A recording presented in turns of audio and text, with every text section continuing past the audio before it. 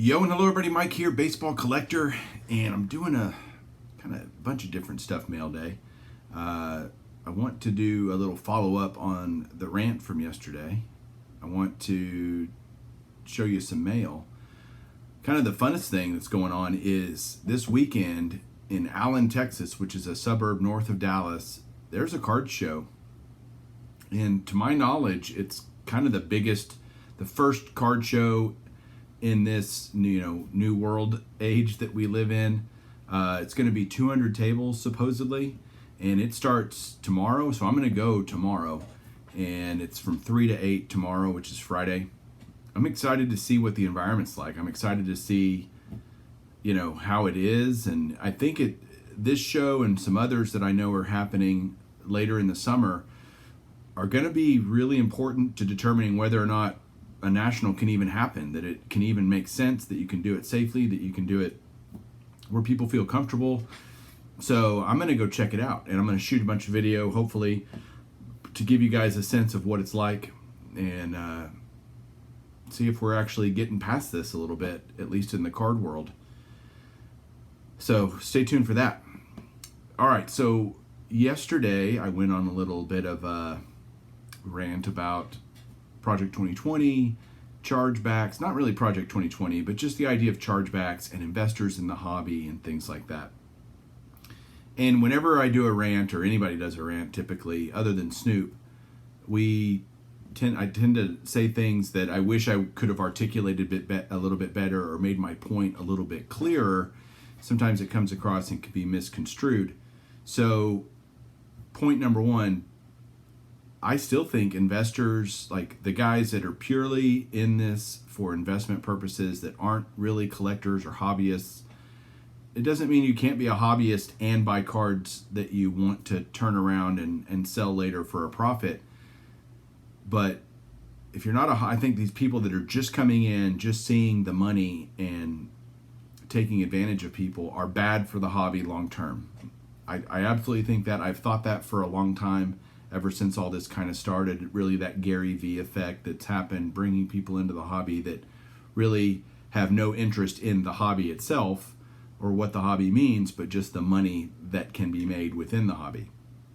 So I still think that's bad for the hobby overall. I didn't mean to say that every person investing in the hobby is doing bad things and taking advantage of people and taking advantage of the system. So if that was how you took it, that's not really what I meant. But as I'm reading through the comments from yesterday, which were fantastic, by the way, I love all of them, even the ones that I don't agree with, and I love just the back and forth discussion. I feel like you can disagree with somebody and still respect the position. That's totally okay. You don't have to agree with everybody. You don't have to agree with me, but there were some points that were made that I thought were really good. To me, there's a flaw, mega flaw, it's a flaw in the eBay system that, it's kind of weird. You need to protect buyers in case an item actually does come damaged or it is the wrong thing or whatever. There needs to be a system for a buyer to go back to a seller and say, hey, wrong thing, wrong whatever. I'd like either my money back or a replacement. But the system that just allows for pretty much a buyer to say, nope, I don't want it anymore for whatever reason. Because to me, when you agree to buy a card, it's a contract. You're agreeing to buy that card for that amount of money. And to be able just to unwind that and undo that is silly. The greatest analogy that I've heard is true. And it is, again, I'm a financial planner. So if a client comes to me and they want to buy a hot stock and they buy it and it doesn't do so great for them, they don't get to come back and say, oh man, can I have my money back? That didn't do what I thought it was going to do. Can I have a mulligan? Can I have a do-over? Can you just give me my money back? And of course that's not true. You can't do that. Investing, if you want to think like an investor, that implies a level of risk. And that means you could be wrong. And if you're wrong, you have to suck it up.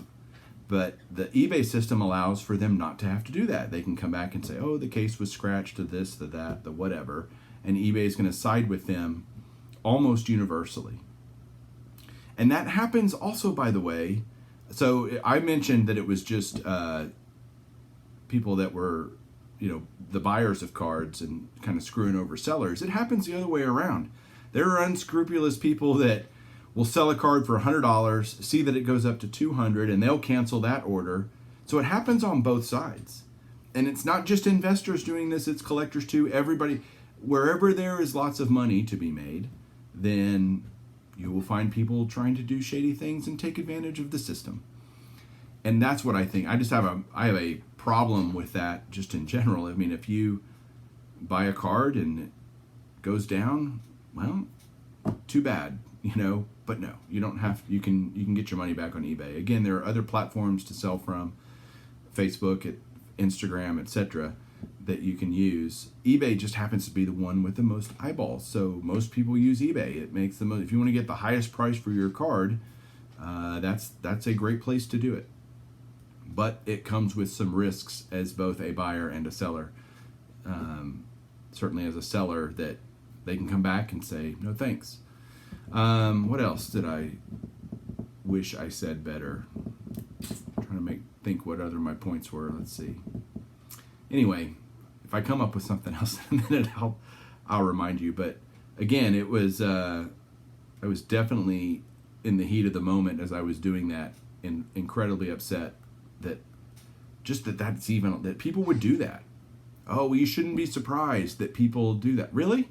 Guess what? I'm surprised. I think that people shouldn't act that way. Go call me crazy, but if you agree to a deal, you should stick by the deal. Sometimes that's good, sometimes that's bad. That's the nature of it and the risk of it. But I don't think that just because you take the chance of selling something on eBay that you're just automatically have to take it on the chin. I mean, that seems silly to me. Okay, but that is the system the way it is, and I don't know that I have a solution of how to fix it, by the way. Okay, I've rambled on long enough about that. So, got a card show this weekend. There's that. Again, I'm happy to talk about that whole thing and the dynamic of it and everything. Oh, I remember what else, because I'm about to show some cards that are in my personal collection. People were like, oh, you say you're a collector and you, this is a good point that I thought about. Every card you get is for your collection, PC, and yet these two cards that I got, I sold them, right? Well, then you're not really, serves you right. You're not really a collector. Well, look, everything in this room, everything I own has a price. You could come in right now and offer me a certain number, and I will give you everything in this room. And it's a really big number, but there's a number, and every one of you has a number. You can't tell me that if somebody offered you some crazy amount of money for your collection that you wouldn't sell every bit of it. We all would. And I do too. And my number when I bought those Project 2020 cards, I bought them because I thought they were cool. Well, when they went, I paid $20 a piece for them. When they're going for $250, $350, $450, they're not that cool. And I was like, heck yeah, I'm going to take advantage of the situation that's going on. And so, again, I have a number for everything. So it is PC for life unless you offer me a giant number. And then we would all not have a PC anymore, including myself. I would just start my PC again with all the money that someone paid. And there was no reason those prices should have been what they were, but they were. And I said, man, I'll sell these now, buy some other stuff, maybe buy these cards back later, because I did like them. It wasn't that I didn't buy them I bought them with the intent to hold on to them. I did not buy them with the intent to resell them. But when things got crazy, absolutely, I'll try to resell them. And that's how a lot of people, I think, feel about Project 2020. Most of us bought them because we kind of dug them. So, all right. I think that's all my points for that. Criticize if you'd like. Agree with me if you'd like. I accept both, and let's talk about it. So I like the friendly banter back and forth. So let's look at some cards, because I did get some mail over the last few days. That nothing spectacular, but some cool vintage stuff. Let's take a look. All right, so I said it's cool stuff, but I guess that's all relative. I mean, I think it's cool, but you may not, but I certainly do. First thing here is, I'm not really turning into a TTMer, but I did do Harold Baines. I sent off to him, and I had heard through my buddy JT that Harold Baines was signing 2 cards for free, and I found out he's really only signing 1 for free. And so, but I'd sent off 2 cards to him. I got back the 186 Topps, which is great. I'm not complaining at all. Anytime you can get a free Hall of Famer autograph, especially of the GOAT, Harold Baines, then that's a cool deal. So maybe I'll send off the other one, maybe not, but I did get back an 86 Topps Harold Baines.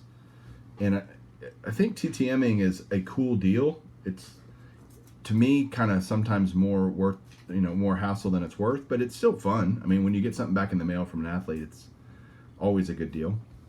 Now a bunch of slabs for various projects that I'm working on. Oops, there is 85 Topps Mike Schmidt and a PSA 9.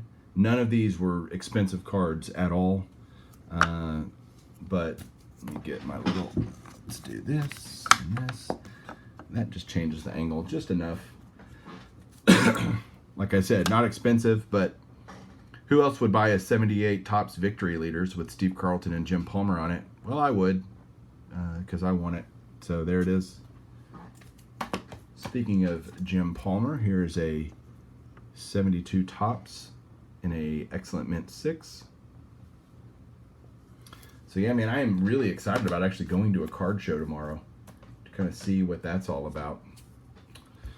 Here is a 71 Topps Gaylord Perry in a near mint 7. And most of the 71 Topps that I've been getting are 6s and 5s just because it's more affordable.